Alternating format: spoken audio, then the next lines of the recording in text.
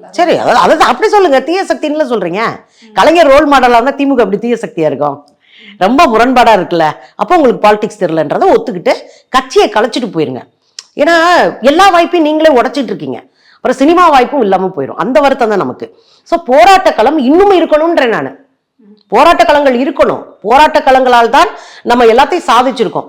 எல்லா மாநிலங்களையும் இருமொழி 3 மொழி கட்டாயம்னு நேரு காலத்துல இருந்து காங்கிரஸ் காலத்துல இருந்து பாஜக காலம் வரைக்கும் நம்ம மேல திணிச்சாங்க மும்மொழி கொள்கை. தொடர்ந்து தமிழ்நாடு போராடி இருமொழி கொள்கைன்னு சட்ட அங்கீகாரம் வாங்கியிருக்கோம்.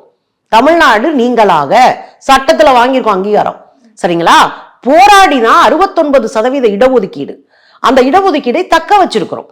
போராடணும்ன்ற ஆனா போராடும் விதம்னு ஒண்ணு இருக்குல்ல. நம்ம அடிப்படை தேவைக்காகவே போராடும் போது அது வந்து நமக்கு மக்களோட வாழ்வாதாரமே கேள்விக்குறியா மாறுதுல்ல. அப்ப தமிழ்நாட்டுல இதுக்கு இடம் இல்லையா அப்படின்ற மாதிரி. ஏன்னா அவங்க அடிப்படை சம்பளத்துக்காக இந்த அளவுக்கு போராடத்தாங்க செய்யணும். நீங்க போராடாம எந்த மாற்றமும் இல்லை. முதல்ல நான் என் இடஒதுக்கீடுக்காக போராடினேன், அப்புறம் வேலைக்காக போராடினேன், பெண்களுக்கான இடஒதுக்கீடுக்காக போராடணும். 73ல காக்கி சட்டை போடுறதுக்கு பெண்கள் போராடி தான் வந்தாங்க. இப்ப எல்லாமே நம்ம போராட்டத்தின் அடிப்படை தான் பெறுவோம்.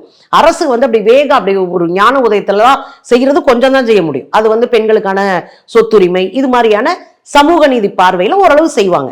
இப்ப இண்டிவிஜுவலா ஒரு இயக்கத்துக்கும் ஒரு துறைக்குமான போராட்டம் இருக்குல்ல, அதை அவங்க லீட் பண்ணணும், அவங்க கையில் எடுக்கணும். அதுல எவ்வளவு சாத்தியமோ அரசு செய்யணும்.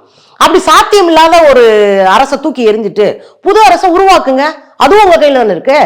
அதை நீங்க செய்யுங்க. அப்ப மாற்றம் என்ன செய்வீங்க? எடப்பாடி கொண்டு வருவீங்களா? நீட்டை கையெழுத்து போட்ட எடப்பாடியார், ஓபிஎஸ், நீட்டு, உதய மின் திட்டம், இன்னைக்கு பில்லு ஏறுதுன்னு சொல்றோம்ல.